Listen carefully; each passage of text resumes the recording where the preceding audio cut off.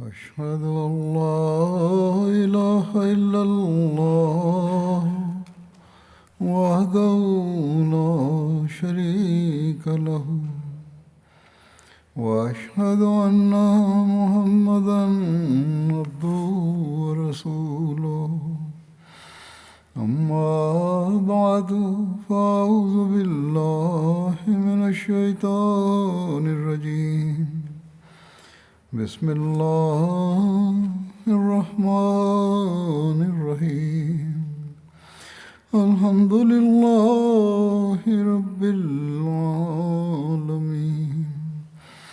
الرحمن الرحيم مالك يوم الدين إياك نعبد وإياك نستعين اهدنا الصراط المستقيم صراط الذين أنعمت عليهم غير المغضوب عليهم ولا الضالين.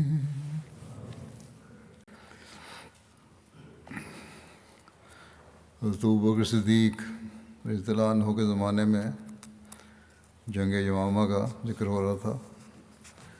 جنگ یمامہ کی تفصیل میں لکھا ہے کہ یمامہ یمن کا ایک مشہور شہر ہے. آج کل یہ علاقہ سعودی عرب میں واقع ہے. یمامہ ایک انتہائی سرسبز اور زرخیز علاقہ تھا. چنانچہ یمامہ کے بارے میں لکھا ہے کہ یمامہ خوبصورت ترین شہروں میں سے ایک شہر تھا اور اس میں مال، درخت اور کھجوریں بکثرت تھیں. یمامہ میں بنو حنیفہ آباد تھے. یہ سخت جنگجو قوم تھی. ان کے بارے میں تفسیر قرطبی نے آیت ستدعونا الی قوم اولی باس شدید تقاتلونہم ویسلمون کہ تم عنقریب ایک ایسی قوم کی طرف بلائے جاؤ گے جو سخت جنگجو ہوگی، تم ان سے قتال کرو گے یا وہ مسلمان ہو جائیں گے. کی تفسیر میں لکھا ہے کہ حسن کہتے ہیں کہ سخت جنگجو قوم سے مراد فارس اور روم ہیں. ابن جبیر کہتے ہیں کہ اس سے مراد حوازن اور ثقیف کے قبائل ہیں. زہری اور مقاتل کہتے ہیں کہ اس سے مراد بنو حنیفہ ہیں جو یمامہ میں رہنے والے ہیں اور مسلمہ کے ساتھی تھے. رافع بن ختیج کہتے ہیں کہ ہم یہ آیت پڑھتے تھے لیکن ہمیں یہ معلوم نہ تھا کہ یہ جنگجو قوم کون ہے، یہاں تک کہ حضرت ابوبکر نے ہمیں بنو حنیفہ سے قتال کے لیے بلایا تو ہمیں پتہ چلا کہ ان سے مراد یہ قوم ہے. جب رسول اللہ صلی اللہ علیہ وسلم نے 7 ہجری کی ابتدا میں یا بعض کے نزدیک 6 ہجری میں مختلف ممالک کے بادشاہوں کو تبلیغی خطوط لکھے تو ایک خط یمامہ کے بادشاہ حوزہ بن علی اور اہل یمامہ کے نام بھی لکھا، جس میں اسے اور یمامہ والوں کو اسلام کی طرف دعوت دی. جب 9 ہجری میں مختلف وفود مدینہ آئے تو یمامہ سے بنو حنیفہ کا وفد بھی آیا. اس وفد میں مجاع بن مرارہ بھی تھے جسے رسول اللہ صلی اللہ علیہ وسلم نے جاگیر میں غیر آباد زمین عطا فرمائی تھی جس کی اس نے درخواست کی تھی. اس وفد میں رجال بن عنفوہ بھی تھا. اس کے علاوہ مسلمہ کذاب، ثمامہ بن کبیر بن حبیب بھی تھا. ابن ہشام کے نزدیک اس کا نام مسلمہ بن ثمامہ تھا اور اس کی کنیت ابو ثمامہ تھی. بنو حنیفہ کا یہ وفد مدینہ میں انصار کی ایک عورت رملہ بن حارث کے گھر ٹھہرا. جب رسول کریم صلی اللہ علیہ وسلم کی بیعت کرنے کے لیے متواتر وفود آئے تو حضور صلی اللہ علیہ وسلم نے مدینہ میں ایک گھر مقرر کر لیا تھا جہاں وفود ٹھہرتے تھے. یہ گھر رملہ بنت حارث کا تھا جو بنو نجار کی ایک خاتون تھیں. یہ ایک بہت وسیع مکان تھا. جب بنو حنیفہ کے یہ لوگ رسول کریم صلی اللہ علیہ وسلم سے ملاقات کے لیے گئے تو مسلمہ کو اپنے ساتھ لے کر نہیں گئے، اسے اپنے سامان کی حفاظت کی خاطر پیچھے چھوڑ گئے۔ جب انہوں نے اسلام قبول کر لیا تو انہوں نے مسلمہ کے بارے میں ذکر کیا اور کہا یا رسول اللہ، ہم اپنے ایک ساتھی کو پیچھے اپنے سامان اور سواریوں کے پاس چھوڑ آئے ہیں، وہ ہمارے لیے ہمارے سامان کی حفاظت کر رہا ہے۔ تو رسول اللہ صلی اللہ علیہ وسلم نے مسلمہ کے لیے بھی اسی قدر تحائف کا حکم دیا جس قدر لوگوں کو دینے کا ارشاد فرمایا تھا، اور فرمایا وہ مرتبے میں تم سے کمتر نہیں ہے، کیونکہ وہ اپنے ساتھیوں کے سامان کی حفاظت کر رہا ہے۔ پھر وہ رسول اللہ صلی اللہ علیہ وسلم کے پاس سے چلا گیا، اور جو آپ صلی اللہ علیہ وسلم نے مسلمہ کے لیے دیا تھا وہ بھی لے گئے۔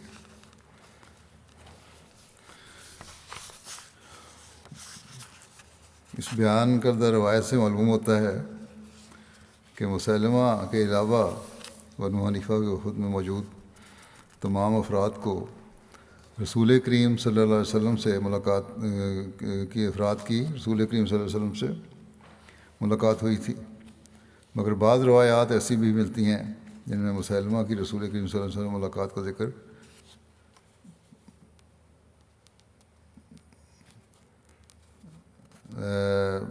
مسلمہ کی رسول کریم صلی اللہ علیہ وسلم ملاقات کا ذکر موجود ہے۔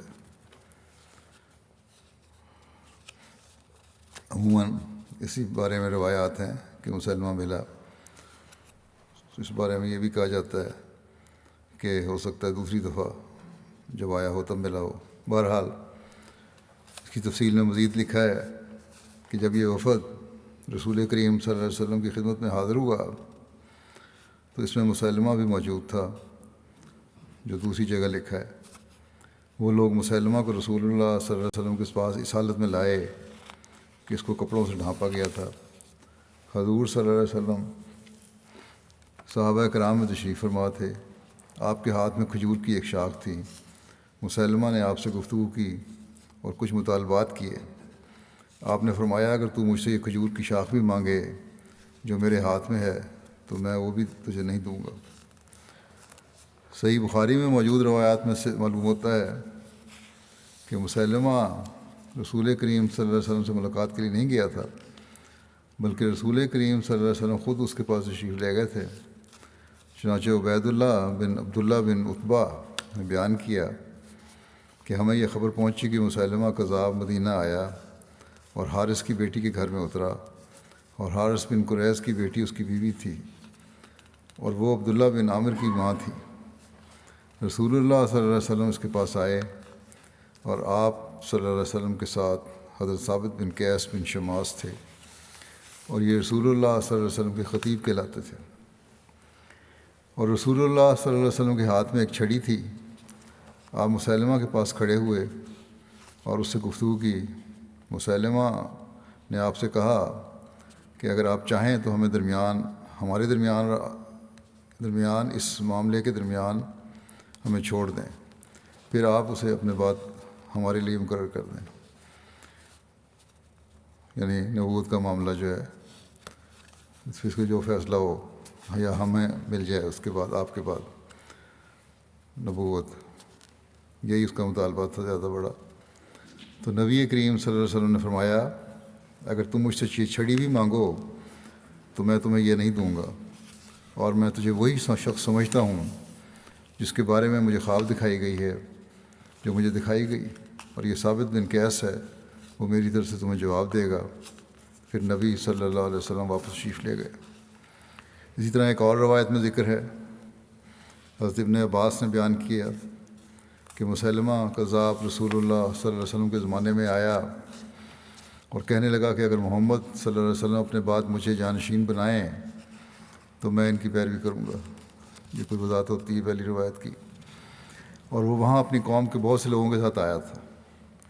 رسول اللہ صلی اللہ علیہ وسلم اس کے پاس آئے، اور آپ صلی اللہ علیہ وسلم کے ساتھ حضرت قیس بن ثابت بن شماس تھے، اور رسول اللہ صلی اللہ علیہ وسلم کے ہاتھ میں کھجور کی ایک چھڑی تھی، یہاں تک کہ آپ مسلمہ کے سامنے جبکہ وہ اپنے ساتھیوں میں تھا کھڑے ہو گئے۔ آپ نے فرمایا اگر تو مجھ سے یہ چھڑی بھی مانگے تو میں تجھے یہ بھی نہیں دوں گا، اور تو اپنے متعلق ہرگز اللہ کے فیصلے سے آگے نہیں بڑھ سکتا، اور اگر تو نے پیٹھ پھیری تو اللہ تیری جڑ کاٹ دے گا، اور میں دیکھتا ہوں کہ تو وہی شخص ہے جس کے متعلق مجھے خواب میں بہت کچھ دکھایا گیا ہے، اور یہ ثابت ہیں یعنی عبد بن قیس جو میری طرف سے تجھے جواب دیں گے۔ پھر آپ صلی اللہ علیہ وسلم اس کو چھوڑ کر واپس چلے گئے۔ یہ روایت بھی بخاری کی ہے۔ حضرت ابن عباس نے بیان کیا کہ میں نے رسول اللہ صلی اللہ علیہ وسلم کے اس ارشاد کے متعلق پوچھا کہ تم کو میں وہی شخص پاتا ہوں جس کے متعلق مجھے خواب میں وہ کچھ دکھایا گیا جو دکھایا گیا۔ حضرت ابو ہریرہ نے مجھ سے کہا، رسول اللہ صلی اللہ علیہ وسلم نے فرمایا، ایک بار میں سویا ہوا تھا، اس اثناء میں نے اپنے ہاتھ میں سونے کے 2 کنگن دیکھے، ان کی کیفیت، یہ خواب کا ذکر ہو رہا ہے، ان کی کیفیت نے مجھے فکر میں ڈال دیا۔ آپ نے فرمایا، انہوں نے ہاتھ میں کنگن دیکھے، اس کیفیت نے مجھے فکر میں ڈالا۔ پھر مجھے خواب میں وحی کی گئی کہ میں ان پر پھونکوں، چنانچہ میں نے ان پر پھونکا اور وہ اڑ گئے۔ میں نے ان کی تعبیر 2 جھوٹے شخص سمجھے جو میرے پاس ظاہر ہوں گے۔ راوی عبید اللہ نے کہا، ان میں سے ایک وہ انسی ہے جس کو فیروز نے یمن میں مار ڈالا، اور دوسرا مسلمہ کذاب ہے۔ یہ بھی بخاری کی روایت ہے۔ بہرحال مندرجہ والا روایات سے یہی لگتا ہے کہ مسلمہ کذاب 1 سے زیادہ مرتبہ مدینہ آیا تھا۔ ایک مرتبہ اس وقت جب اس کے وفد والے اسے سامان کی حفاظت کے لیے پیچھے چھوڑ گئے تھے اور اس کی ملاقات رسول کریم صلی اللہ علیہ وسلم سے نہ ہو سکی تھی، اور دوسری مرتبہ وہ اس وقت مدینہ آیا تھا جب اس کی ملاقات رسول کریم صلی اللہ علیہ وسلم سے ہوئی تھی، اور جس میں اس نے رسول کریم صلی اللہ علیہ وسلم سے جانشین بننے کا مطالبہ کیا تھا۔ اس حوالے سے صحیح بخاری کی شرح فتح الباری میں لکھا ہے کہ ممکن ہے کہ مسلمہ 2 دفعہ مدینہ آیا ہو۔ پہلی دفعہ اس وقت جب بنو حنیفہ کا رئیس اس کے بجائے کوئی اور تھا، یعنی اس وقت وہ اپنے قبیلے کا رئیس نہیں تھا، کوئی اور تھا، اور یہ اس کا تابع تھا، اسی وجہ سے اسے سامان کی حفاظت کے لیے پیچھے چھوڑ گئے تھے۔ اور دوسری مرتبہ وہ اس وقت آیا جب لوگ اس کے تابع تھے، اور اس وقت ہی نبی کریم صلی اللہ علیہ وسلم سے اس کی گفتگو ہوئی تھی۔ یا یہ بھی ممکن ہے کہ یہ ایک ہی واقعہ ہو اور وہ اپنی مرضی سے اپنی حمیت اور اس بات پر تکبر کرتے ہوئے کہ وہ نبی کریم صلی اللہ علیہ وسلم کی مجلس میں حاضر ہو، سامان کے پاس رک گیا ہو، لیکن نبی کریم صلی اللہ علیہ وسلم نے تالیف قلب کی عادت کی وجہ سے اس سے عزت کا سلوک کیا۔ پھر حدیث میں یہ بھی ذکر ہے کہ وہ ایک بڑی تعداد کے ساتھ آیا تھا، کہا جاتا ہے کہ وہ 17 لوگوں کے ساتھ آیا۔ یہ بات بھی مسلمہ کے 1 سے زائد دفعہ مدینہ آنے کی دلیل ہے۔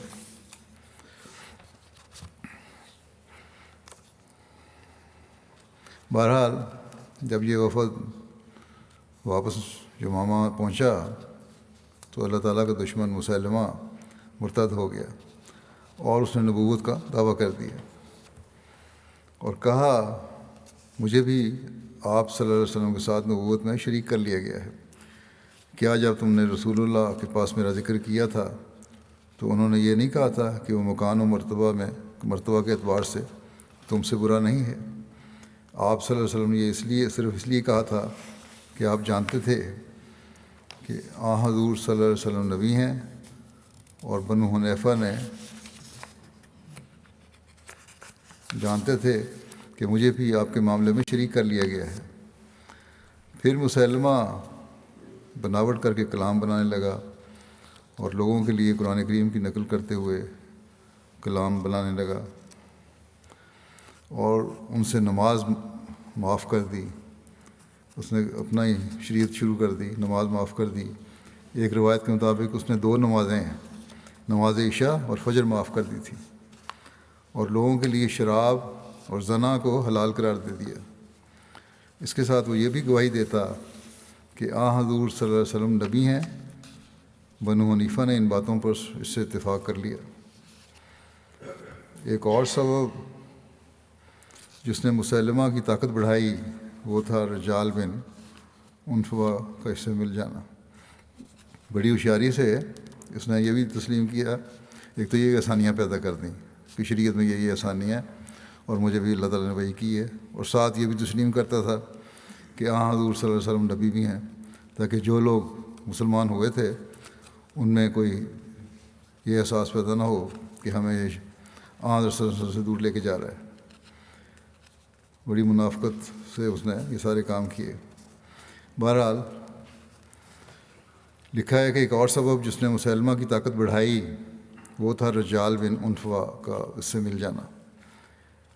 یہ شخص بھی یمامہ کا ہی رہنے والا تھا اور بنو حنیفہ کے وفد کے ساتھ بھی آیا تھا۔ ہجرت کر کے نبی کریم صلی اللہ علیہ وسلم کے پاس مدینہ آ گیا تھا۔ یہاں اس نے قرآن کریم پڑھا اور دینی تعلیم حاصل کی۔ جب مسلمہ نے ارتداد اختیار کر لیا تو نبی کریم صلی اللہ علیہ وسلم نے اسے اہل یمامہ کی طرف معلم بنا کر بھیجا اور لوگوں کو مسلمہ کی اطاعت سے روکنے کے لیے بھیجا، لیکن یہ مسلمہ سے زیادہ فتنے کا باعث ہوا۔ جب اس نے دیکھا کہ لوگ مسلمہ کی اطاعت قبول کرتے جا رہے ہیں تو وہ ان لوگوں کی نظروں میں اپنے آپ کو سرخرو کرنے کے لیے ان کے ساتھ مل گیا۔ بھیجا تو اس لیے گیا تھا تاکہ وہاں اصلاح کرے اور فتنے کا تدارک کرے، لیکن یہ مسلمہ کے ساتھ شامل ہو گیا اور مسلمہ کی نبوت کا جھوٹا اقرار کرنے کے ساتھ ساتھ رسول اللہ صلی اللہ علیہ وسلم کی جانب سے ایک جھوٹا قول بھی منسوب کیا کہ مسلمہ رسول کریم صلی اللہ علیہ وسلم کے ساتھ نبوت میں شریک کیا گیا ہے۔ یہ بھی اس نے مشہور کر دیا۔ قرآن کریم کا علم حاصل کیا تھا، اس لیے لوگوں نے اس کی باتوں پہ یقین بھی کر لیا۔ جب اہل یمامہ نے دیکھا کہ ایک ایسا شخص مسلمہ کی نبوت کی گواہی دے رہا ہے جو کہ رسول اللہ صلی اللہ علیہ وسلم کے ساتھیوں میں سے ہے اور وہ لوگوں کو قرآن کریم کی تعلیم سے آگاہ کرنے والا ہے، تو ان لوگوں کے لیے مسلمہ کی نبوت سے انکار کی گنجائش نہ رہی اور لوگ جوک در جوک مسلمہ کے پاس آ کر اس کی بیعت کرنے لگے۔ مسلمہ نے رسول اللہ صلی اللہ علیہ وسلم کی طرف ایک خط بھی لکھا جس کا متن اس طرح سے ہے کہ اللہ کے رسول مسلمہ کی جانب سے محمد رسول اللہ کی طرف، اما بعد نصف زمین ہماری ہے اور نصف قریش کی، مگر قریش انصاف نہیں کرتے۔ اس کے جواب میں رسول اللہ صلی اللہ علیہ وسلم نے اسے خط لکھا کہ بسم اللہ الرحمن الرحیم، محمد نبی صلی اللہ علیہ وسلم کی جانب سے مسلمہ کذاب کے نام، اما بعد یقیناً زمین اللہ ہی کی ہے، وہ اپنے بندوں میں سے جسے چاہے گا اس کا وارث بنا دے گا، اور عاقبت متقیوں کی ہی ہوا کرتی ہے، اور اس پر سلامتی ہو جو ہدایت کی پیروی کرے۔ ایک روایت میں ذکر ہے کہ حضرت حبیب بن زید انصاری رسول کریم صلی اللہ علیہ وسلم کا خط لے کر مسلمہ کے پاس گئے تھے۔ جب انہوں نے یہ خط مسلمہ کو دیا تو اس نے کہا کہ کیا تم اس بات کی گواہی دیتے ہو کہ محمد اللہ کے رسول ہیں؟ انہوں نے فرمایا ہاں۔ پھر اس نے کہا کیا تم اس بات کی گواہی دیتے ہو کہ میں اللہ کا رسول ہوں؟ انہوں نے فرمایا کہ میں بہرا ہوں، سنتا نہیں، بات ٹال دی۔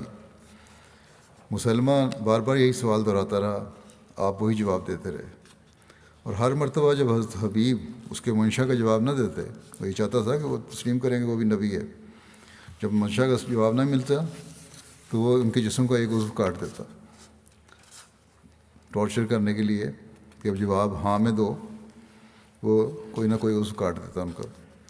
حضرت حبیب صبر و استقامت کا پہاڑ بنے رہے یہاں تک کہ اس نے آپ کے ٹکڑے ٹکڑے کر ڈالے۔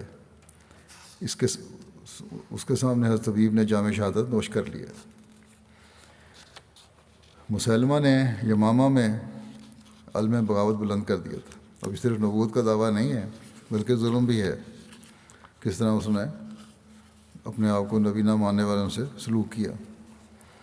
مسلمہ نے یمامہ میں علم بغاوت بلند کر دیا اور یمامہ میں سے رسول اللہ صلی اللہ علیہ وسلم کے عامل حضرت ثمامہ بن اسال کو نکال دیا۔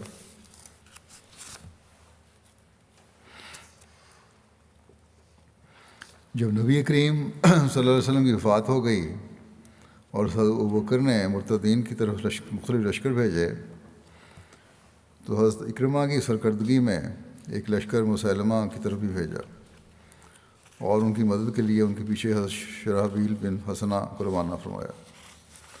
حضرت ابوبکر نے حضرت اکرمہ کو یہ تاکید فرمائی کہ شرحبیل کے پہنچنے سے پہلے مسلمہ سے لڑائی نہ چھیڑنا، مگر حضرت اکرمہ نے جلد بازی سے کام لیا اور حضرت شرحبیل کے پہنچنے سے پہلے ہی اہل یمامہ پر حملہ کر دیا تاکہ کامیابی کا صحرا ان کے سر آئے، مگر وہ مصیبت میں پھنس گئے اور انہیں شکست کا سامنا کرنا پڑا۔ مسلمہ کی فوج بہت بڑی تھی۔ حضرت شرحبیل کو جب اس واقعہ کی خبر ملی تو وہ راستے میں ہی رک گئے، اور حضرت اکرمہ نے حضرت ابوبکر کی طرف اس واقعہ کے متعلق لکھا تو حضرت ابوبکر نے ان کو لکھا کہ میں تمہاری صورت نہیں دیکھوں گا اور نہ تم مجھے دیکھنا، کہ انہیں ہدایت کی نافرمانی کی ہے جو میں نے تمہیں کہا تھا، یہاں لوٹ کر مت آنا، مبادہ لوگوں میں مزدلی پیدا ہو۔ تم حضرت حذیفہ اور ارفجہ کے پاس چلے جاؤ اور ان کے ساتھ مل کر عمان اور مہرہ والوں سے جنگ کرو۔ مہرہ بھی عرب کے جنوب میں مشرقی سال پر بحر ہند کے کنارے ایک علاقہ ہے، اور پھر وہاں سے اپنی فوج کے ہمراہ یمن اور حضر موت میں جانا، وہاں جا کر اسلامی لشکر سے جا ملنا۔ حضر موت بھی یمن کے مشرق میں ایک مملکت ہے جن کی جنوبی سرحد پر سمندر ہے۔ ایک اور روایت میں حضرت ابوبکر کے خط کے الفاظ اس طرح سے ملتے ہیں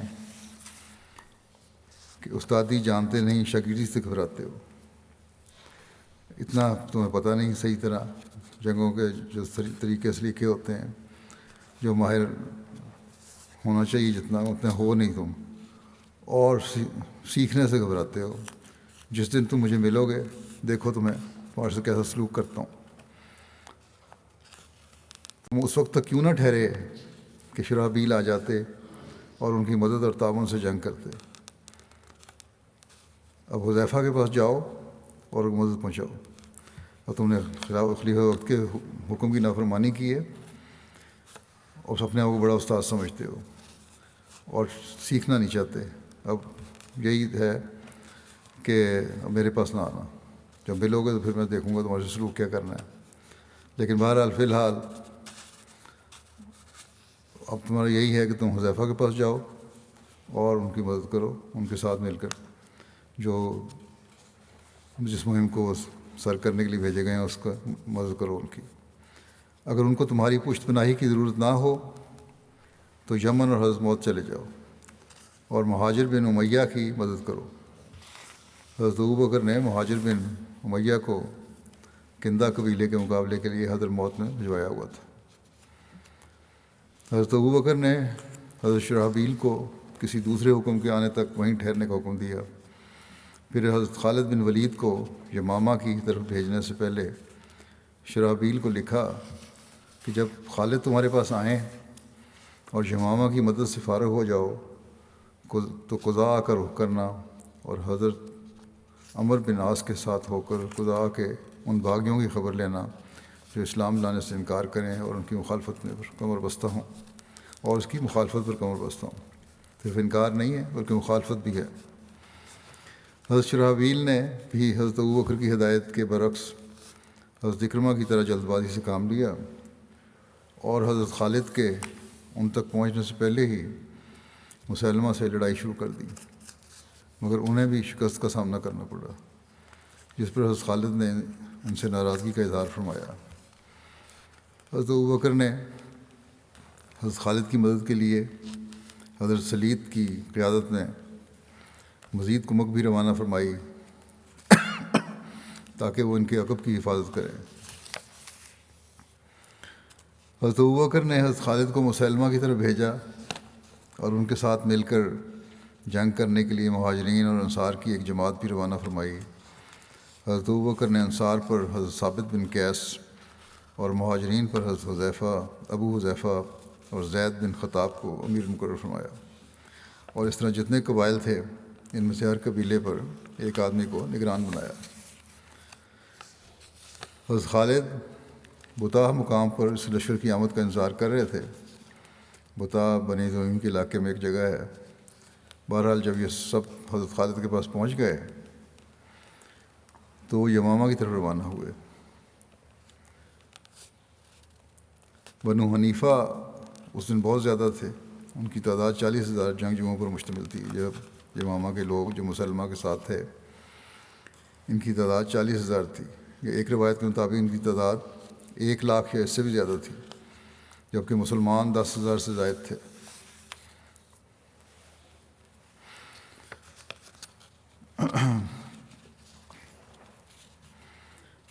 بہرحال وہاں جب یہ جنگ شروع ہونی تھی اس سے پہلے، بڑے مارکے سے پہلے ہی مسلمانوں نے بنو حنیفہ کے ایک سردار کو گرفتار کر لیا۔ چنانچہ ایک روایت میں ذکر ہے کہ مجاع بن مرارہ جو کہ بنو حنیفہ کا ایک سردار تھا، ایک گروہ کے ساتھ باہر نکلا تو مسلمانوں نے اسے اور اس کے ساتھیوں کو پکڑ لیا۔ حضرت خالد نے اس کے ساتھیوں کو قتل کر دیا اور مجاع کو زندہ رکھا، کیونکہ بنو حنیفہ بھی اس کی بہت عزت تھی۔ اس کی مزید تفصیل یہ ہے کہ حضرت خالد جب عارض مقام پر اترے تو انہوں نے 200 گھڑ سوار آگے بھیجے اور فرمایا جو لوگ بھی تمہیں ملیں انہیں پکڑ لینا۔ وہ گھڑ سوار روانہ ہوئے یہاں تک کہ انہوں نے مجاع بن مرارہ حنفی کو اس کے 23 ہم قبیلہ افراد کے ساتھ پکڑ لیا جو بنو نمیر کے ایک شخص کی تلاش میں نکلے ہوئے تھے۔ وہ باہر نکلے تھے اور انہیں خالد کے آنے کا علم نہیں تھا۔ مسلمانوں نے ان سے پوچھا کہ تم لوگ کون ہو؟ انہوں نے کہا ہم بنو حنیفہ سے ہیں۔ مسلمانوں نے سمجھا کہ وہ خالد کی طرف مسلمہ کے ایلچی ہیں۔ جب صبح ہوئی اور لوگ آمنے سامنے ہوئے تو مسلمان ان لوگوں کو لے کر حضرت خالد کے پاس آئے۔ حضرت خالد نے جب انہیں دیکھا تو انہوں نے بھی یہی سمجھا کہ وہ لوگ مسلمہ کی ایلچی ہیں۔ آپ نے ان سے پوچھا کہ اے بنو حنیفہ، تم اپنے صاحب یعنی مسلمہ کے بارے میں کیا کہتے ہو؟ انہوں نے گواہی دی کہ وہ اللہ کا رسول ہے۔ حضرت خالد نے مجاع سے پوچھا تم کیا کہتے ہو؟ اس نے جواب دیا بخدا میں تو بنو نمیر کے ایک شخص کی تلاش میں نکلا تھا جس نے ہمارے قبیلہ میں قتل کیا تھا، اور میں مسلمہ کے قریبیوں میں سے نہیں ہوں۔ بہرحال اس وقت خوف سے اس کی وجہ سے وہ مکر گیا اپنی بات سے۔ میں رسول اللہ صلی اللہ علیہ وسلم کی خدمت میں حاضر ہوا تھا اور میں نے اسلام قبول کیا تھا اور ابھی بھی اسی حالت پر ہوں۔ باقی لوگ بھی لائے گئے۔ حضرت خالد نے ان سب کو قتل کروا دیا، یہاں تک کہ جب ساریہ بن مسلمہ بن عامر باقی رہ گیا تو اس نے کہا اے خالد، اگر تم اہل یمامہ کے بارے میں کوئی خیر یا شر چاہتے ہو تو مجاع کو زندہ رکھو، کیونکہ یہ جنگ اور امن کے ایام میں تمہارا مددگار ہوگا۔ اور مجاع ایک سردار تھا، آپ نے اسے قتل نہیں کیا۔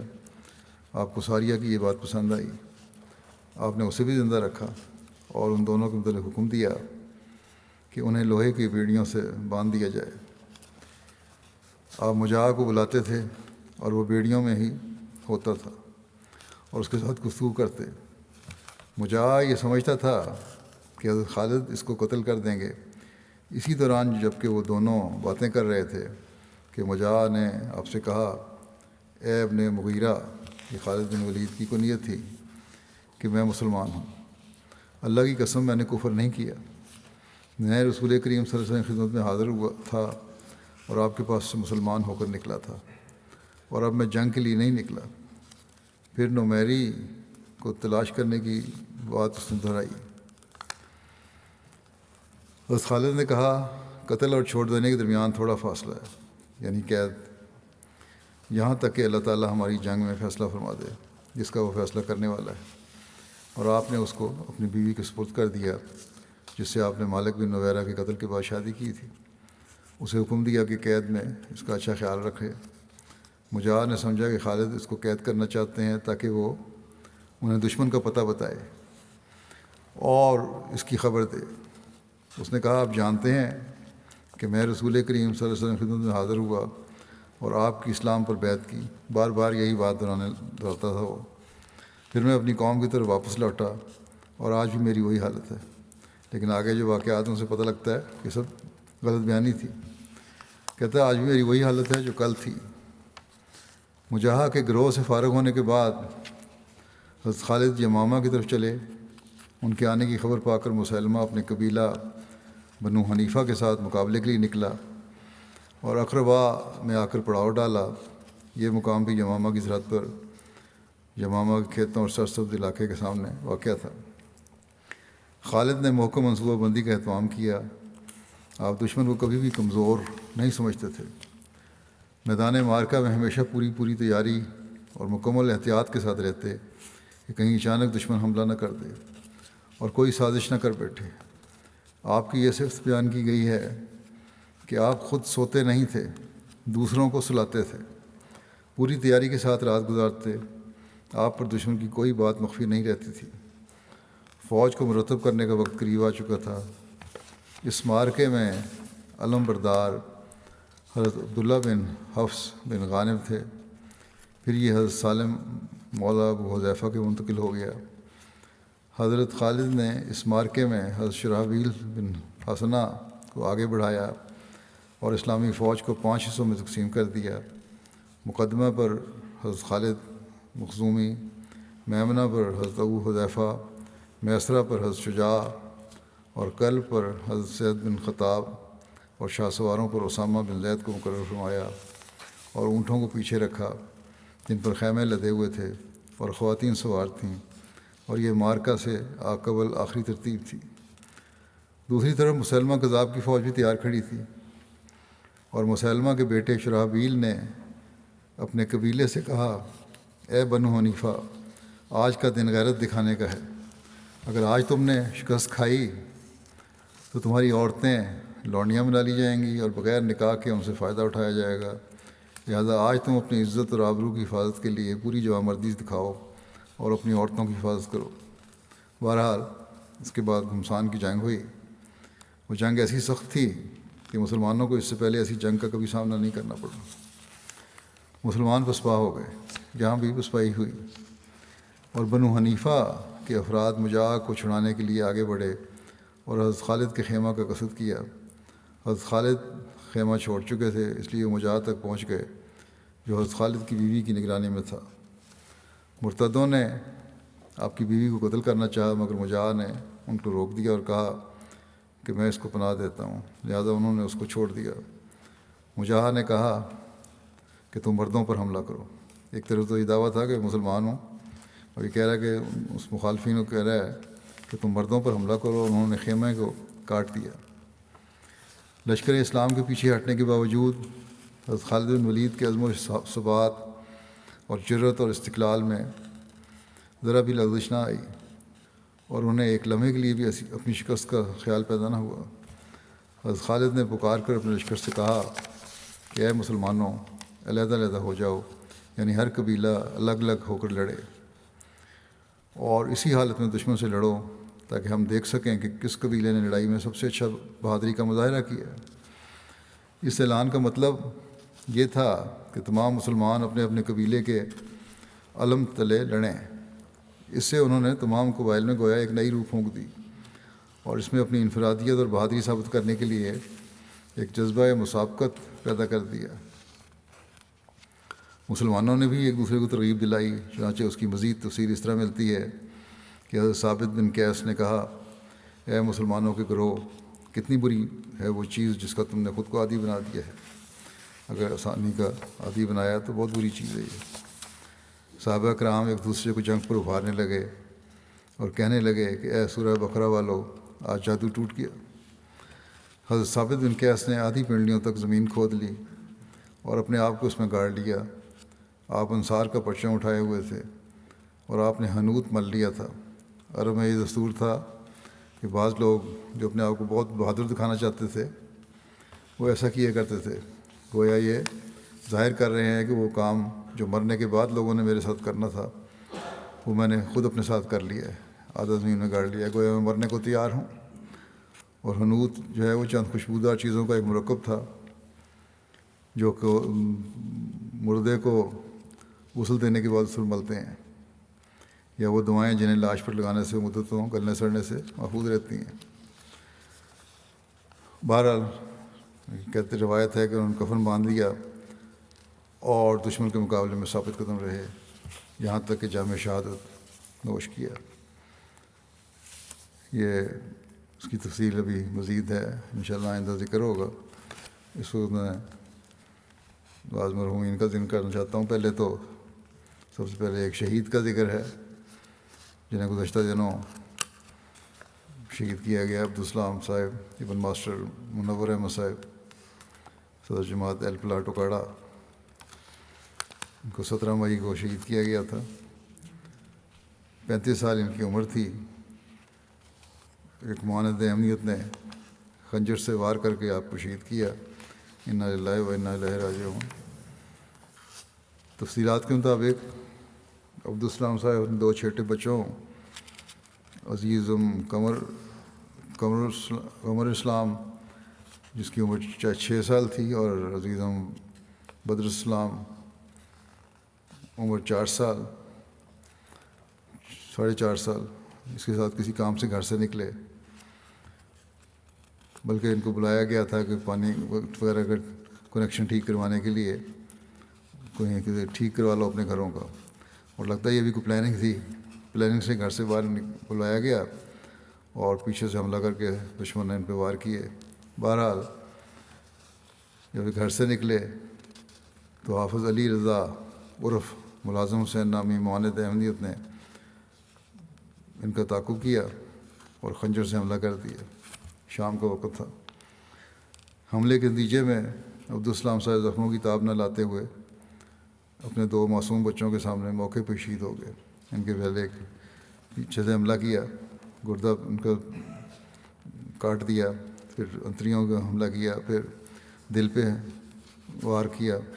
12 موقع پہ شہید ہو گئے بچوں کے سامنے ہی، اور وہ ملزم جو تھا موقع سے فرار ہو گیا۔ قاتل جو ہے یہ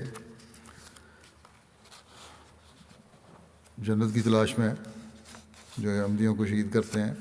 مقامی مدرسہ جو ہے جامعہ امینیہ فریدیہ ایل پلاٹ ضلع اکاڑا، اس کا طالب علم تھا، اور واقعے سے 2 دن قبل ہی مدرسے کا حفظ کا کورس مکمل کر کے فارغ ہوا تھا۔ مدرسے کی طرف سے جو اختتامی تقریب ہوئی اس میں مدرسے کے منظم مولوی نے اپنی تقریر میں کہا تھا پاس ہونے والے طالب علموں کو، تقریب تو ہو رہی ہے حفظ کلاس کی، کہ جماعت احمدیہ کے خلاف تم لوگوں کو کارروائی کرنی چاہیے۔ خوب اشتہار دلایا اور انتہائی اقدامات کی تحریک بھی کی۔ بہرحال یہ جس ذریعے سے لوگوں کو جنت دلوانا چاہتے ہیں، یہ خود بھی جہنم کے راستے تلاش کر رہے ہیں اور لوگوں کو بھی جہنم واصل کرنے کی کوشش کر رہے ہیں۔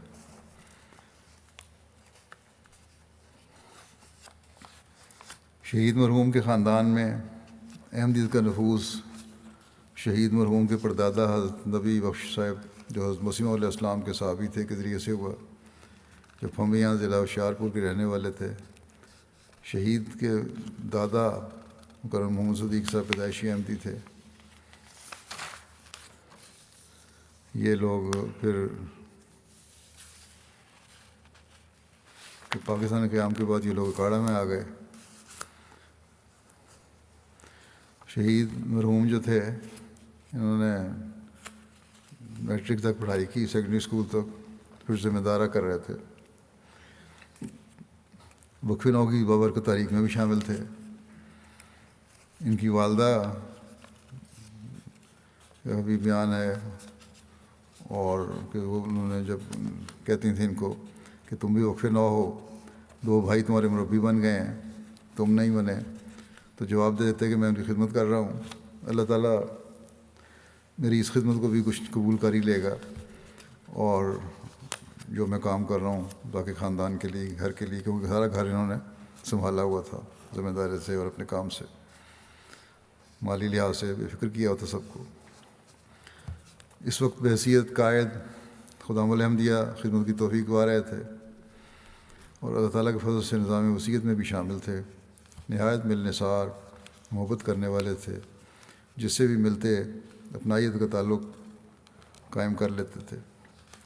غیر احمدی بھی یہی کہہ رہے تھے کہ بہت ظلم ہوا ہے، جو ان کے واقف کار تھے، لیکن دہشت گرد ملا کے سامنے بولنے کی کسی کو ضرورت نہیں ہے، بالکل گونگی شرافت ہو چکی ہے پاکستان میں۔ بہرحال مرحوم کے بارے میں ان کے بیان کیا ہے، ان کے بھائیوں نے بھی، رشتہ داروں نے بھی، کہ خلافت سے بے پناہ عشق تھا، بلا تمیز ضرورت مند احمدیوں اور غیر احمدیوں کی خاموشی کے ساتھ مدد کرتے تھے۔ مہمان نوازی ان کا نمایاں وصف تھا، خاص طور پر مرکزی مہمانوں کی خدمت میں پیش رہتے تھے۔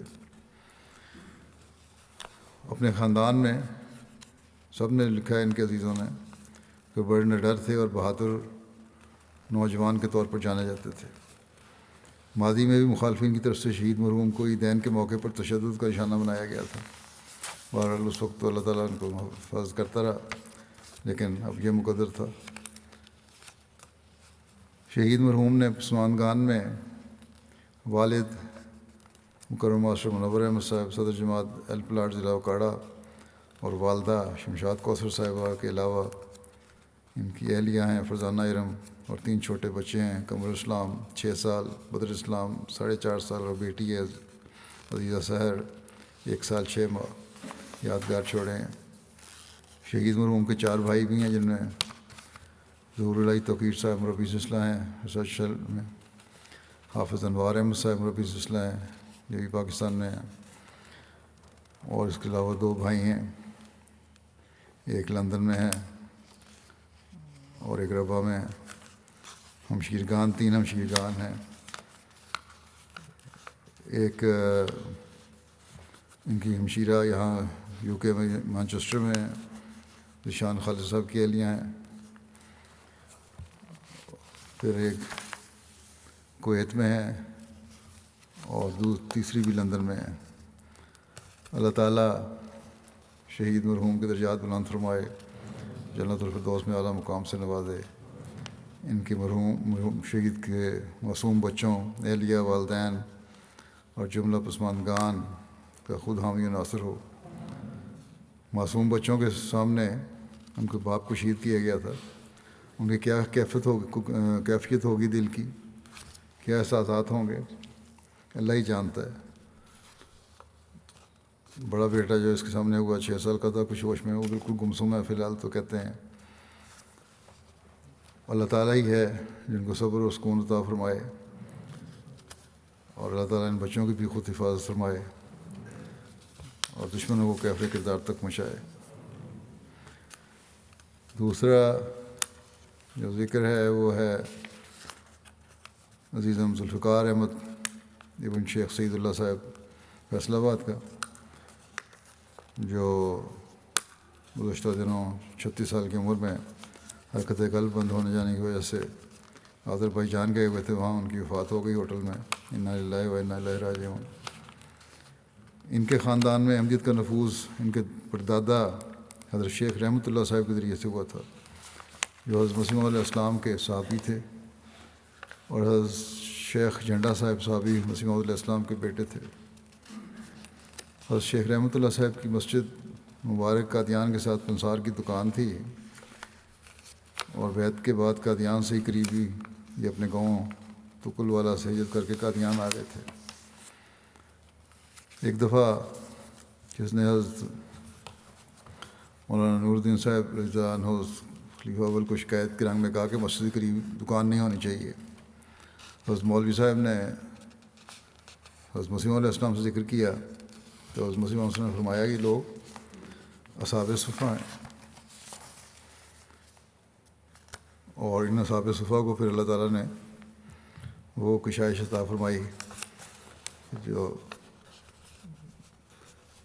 ہر لحاظ سے ان کو کشائش عطا فرمائی اور ان کے خاندانوں کو بھی بڑھایا۔ مرحوم نے 2005 میں مانچسٹر یونیورسٹی سے ٹیکسٹائل کی فیلڈ میں BSc آنر کی ڈگری حاصل کی تھی۔ اس کے بعد خاندانی کاروبار سنبھالنے میں مصروف ہو گئے۔ دنیاوی ترقی کی انتہا کے باوجود عاجزی اور انکساری کی مثال تھے۔ ملنا ملانا ہر قسم کے طبقے کے لوگوں سے تھا، ہر ایک کے ساتھ نہایت عزت اور احترام کا سلوک کرتے تھے، اور اپنے دوست اور بھائی کی طرح ہر ایک سے سلوک تھا ان کا۔ ملازمین کا بھی بہت خیال رکھتے تھے، ان کی بڑی ہمدردی کرتے تھے ان سے۔ صدقہ و خیرات میں بڑھ چڑھ کر حصہ لیتے تھے اور پھر یہ ہسپتال وغیرہ کے خیراتی کاموں میں بھی حصہ لیتے تھے. جماعتی چندوں میں ہر مد میں حصہ لیتے، بلکہ سیکٹری والوں خود یاد دہانی کرواتے کہ میرے سے چندے لیں اور ہر مد جو ہے اس کے بارے میں بتائیں اور اس کا چندہ لیں. ہیومینٹی فرسٹ کے پروجیکٹس میں انہوں نے کثرت سے حصہ لیا، لوگوں کو گھر بنوا کر دیے، غریبوں کی شادیاں کروائیں. کسی سے ملتے تو اچھی چیزیں سیکھنے کی کوشش کرتے. اپنی زندگی میں انہیں عمل میں لانے کی کوشش کرتے. رمضان میں خاص طور پر بہت منتقل کرتے. مرحوم اور ان کے والدین نے بیلیز میں مسجد بھی بنوائی ہے ایک، جو بہت بڑا پروجیکٹ تھا اور بہت بڑی خوبصورت مسجد میں بنی ہے اللہ تعالیٰ کی فضل سے. نمازوں کے لیے بھی لکھا ہے ان کے بارے میں کہ کام روک کر وقت نکالتے، قرآن کریم کی تلاوت اور اپنی زندگی کو باقاعدہ انہوں نے ریگولیٹ کیا ہوا تھا. گھر میں باجماعت نماز کا اہتمام تھا جب مسجدوں کی پابندیاں ہو گئیں. ان کو ملیشیا میں تھوڑی دیر کے لیے گئے تھے وہاں سیر کے لیے. وہاں جماعت کی مسجد میں پولیس نے جب جماعت کے افراد کو پکڑا تو ان کو بھی تھوڑی دیر کے لیے اسیر رائے مولا ہونے کی سعادت ملی. مرحوم کے پسماندگان میں اہلیہ اور 2 بچوں کے علاوہ والدین، 5 بھائی اور 1 بہن شامل ہیں. ان کی والدہ اسفا سعید صاحبہ صدر لجنہ ضلع فیصل آباد ہیں. اللہ تعالیٰ ان سب کو صبر اور حوصلہ عطا فرمائے. ڈاکٹر حامد محمود صاحب ان کے بارے میں لکھتے ہیں کہ احمدیت اور خاص کر خلافت سے لگاؤ اور پیار کا تعلق تھا. اپنے سماجی، سیاسی اور انتظامی تعلقات سے لوگوں کی مدد کوشش کرتے اور جن کو مدد کی ضرورت ہوتی بڑھ چڑھ کر ان کی خدمت کرنا اپنا فرض سمجھتے تھے. کسی کو تکلیف میں دے کر خاموشی سے اس کی مدد کرنا بھی فرض سمجھتے تھے. انتہائی خاموشی سے اور بغیر خود نمائی کے کام کرنے کی کوشش کرتے. ڈاکٹر مسعود الحسن نوری صاحب کہتے ہیں کہ ذوالفقار بہت نیک، باوقار اور مخلص نوجوان احمدی تھے. کہتے ہیں میرا جب سے تعارف ہوا ان کی صلاحیتوں کو میں بخوبی جان گیا. ہیومینٹی فرسٹ کے تحریکات میں بڑھ چڑھ کر مالی قربانی کرنے والے تھے. قربانی کا جذبہ اور سخاوت کا معیار بہت بڑا ہوا تھا. کئی لاکھ روپے دے دیا کرتے تھے. پھر اپنے اس کے ساتھ ہی عز و انکساری کا اظہار بھی کیا کرتے تھے. اللہ تعالیٰ ان سے نفرت اور رحم کا سلوک فرمائے اور ان کے والدین کو بھی صبر اور حوصلہ دے، بیوی کو صبر اور حوصلہ دے، بچوں کی خود حفاظت فرمائے اور ان کی نیکیاں جاری رکھنے کی توفیق عطا فرمائے. تیسرا ذکر ہے مکرم ملک تبسم مقصود صاحب کینیڈا کا، جن کی گزشتہ دنوں وفات ہوئی. انا للہ و انا الیہ راجعون. ان کے والد ملک مقصود احمد صاحب 28 مئی 2010 کو دارالذکر لاہور میں ہونے والے حملے میں شہید ہو گئے تھے.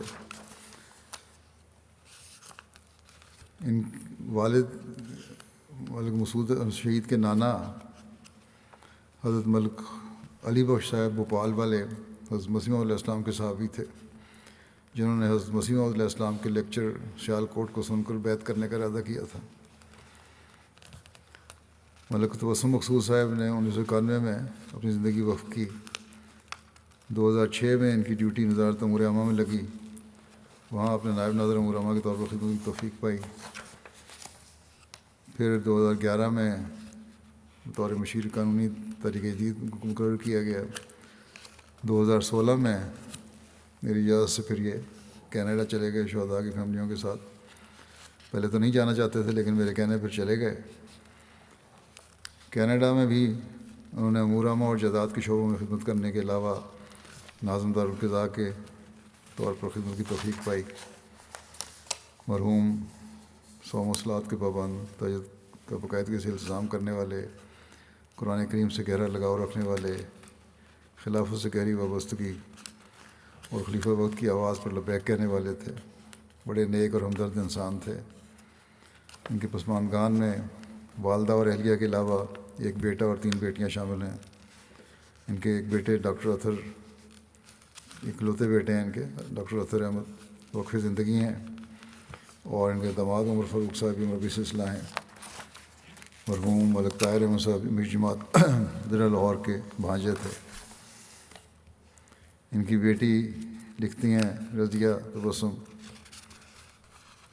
کہ ایک دفعہ رات کو، یہ تبلیغ کا ان کو بڑا شوق تھا، رات کو تبلیغ کرنے کے لیے نکلے، وہاں ان پر لڑکوں نے حملہ کر دیا۔ بہرحال ان سے بچ بچا کے نکلے، لیکن اس لڑائی میں ایک موقع ان کی آنکھ پہ لگا اور بڑی مشکلوں سے آنکھ زخمی ہو گئی، بڑی مشکل سے گھر پہنچے، لیکن کسی کو بتایا نہیں۔ کئی سالوں کے بعد جب آنکھ میں دوبارہ تکلیف ہوئی، ڈاکٹر کو دکھایا تو اس نے کہا یہ پرانی کسی چوٹ کا اثر ہے۔ تب انہوں نے بتایا کہ اس طرح یہ واقعہ ہوا تھا، اور بہرحال اس بات کو خوش تھے کہ میری بینائی کی کمزوری حضرت مسیح علیہ السلام کو پیغام پہنچانے کی وجہ سے ہوئی ہے۔ ملک طاہر احمد صاحب لکھتے ہیں کہ تبسم مقصود بچپن سے ہی نیکی کا رجحان رکھتے تھے، ذیلی تنظیموں اور پھر جماعتی نظام کے تحت خدمت بجا لاتے رہے۔ خلافت سے گہری وابستگی اور نظام جماعت کی اطاعت ان کا شعار رہا۔ بے انتہا منکسر المزاج اور اللہ پر توکل کرنے والے تھے۔ بچوں کی نہایت اعلیٰ درجہ تربیت کی اور ان کو خلافت اور نظام جماعت سے پختہ تعلق قائم کرنے کے لیے بہت کوشش کی۔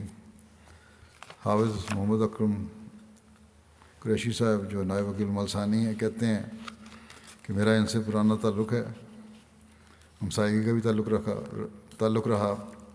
بڑے مخلص، وفا شعار، ہمدرد، خدمت خلق کے جذبے سے ہر دم معمور، خلافت کے شہدائی تھے۔ خدا تعالیٰ کی ذات پر انہیں کامل یقین تھا۔ ایک بار میں نے دیکھا کہ کسی شخص کو عرفان الہی کے متعلق سمجھا رہے تھے، تو میں نے دیکھا ہے خدا تعالیٰ کی محبت اور اس کی عظمت کی وجہ سے ان کی آنکھوں سے آنسو نوا تھے۔ پھر یہ لکھتے ہیں کہ ان کے ساتھ کام کرنے والے ایک کارکن نے مجھے بتایا کہ مجھے کہا کرتے کہ میری نصیحت ہے کہ کوئی کیا کرتا ہے یہ مت دیکھو، کسی کی مت سنو، بس اپنے ایمان کو بچاؤ، خلافت کا دامن مت چھوڑنا، اس کے علاوہ کہیں امن نہیں۔ خدام الانبیاء کے زمانے میں ہی جماعت کے ساتھ نہایت گہرا تعلق اور اپنے جان، مال، وقت اور عزت کے ساتھ ہر دم پیش تھے۔ پھرتیلے جوان تھے، چاقو چوبند تھے، جسم مضبوط تھا، لمبا قد تھا، سپورٹس مین تھے، اور تم اس طرح صلاحیتیں ساری جو تھیں جماعت کی خدمات کے لیے صرف کرتے تھے۔ چھوٹی عمر میں سپریم کورٹ کی پریکٹس کا لائسنس بھی ان کو مل گیا۔ مختلف نوعیتی کاموں کی انجام دہی کا غیر معمولی تجربہ اور صلاحیت تھی، اور دنیا کے سفر بھی کیے ہوئے تھے۔ یہ نہیں کہ صرف اپنے حالات میں ہی رہتے تھے، لیکن ہمیشہ عاجزی تھی، کبھی خود پسندی نہیں ان میں پیدا ہوئی، کوئی تفاخر نہیں تھا۔ اللہ تعالیٰ ان سے مغفرت اور رحم کا سلوک فرمائے، اور ان کی اولاد کو بھی ان کی نیکیاں جاری رکھنے کی توفیق عطا فرمائے۔